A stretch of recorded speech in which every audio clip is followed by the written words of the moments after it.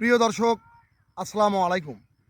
আমি বর্তমানে একটি আলু ক্ষেতে অবস্থান করেছি। এই আলু ক্ষেতটি আপনারা দেখতে পারবেন ভিডিও চিত্রের মাধ্যমে। আলু ক্ষেতটি প্রায় হয়ে আসছে, পানি দেওয়া শেষ করেছে।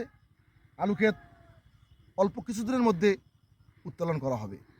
কিন্তু একটা আশ্চর্যের বিষয়, আলু ও মরিচ একাত্রে লাগানোর কারণে সমন্বিত একটি ক্ষেত পরিণত হয়েছে। এবং মরিচ ক্ষেতটি কোথায়? আপনারা অবশ্যই এই যে মরিচের গাছ, আমি যা হাত দিয়েছি এটা কিন্তু মরিচের গাছ।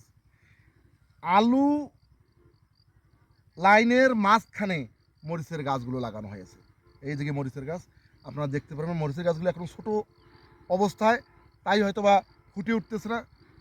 আলু গাছগুলো নেওয়ার পরে মরিচ গাছগুলো বড় হয়ে আসবে, তখন বেশ কিছু সময় লাগবে মরিচ গাছগুলো বড় হইতে।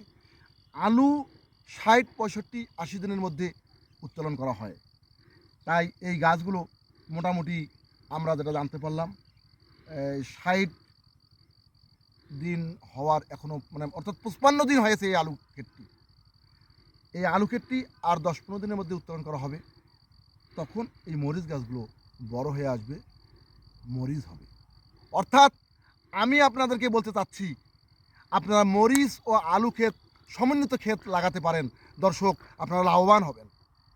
ভালো থাকবেন, সুস্থ থাকবেন। আল্লাহ হাফেজ।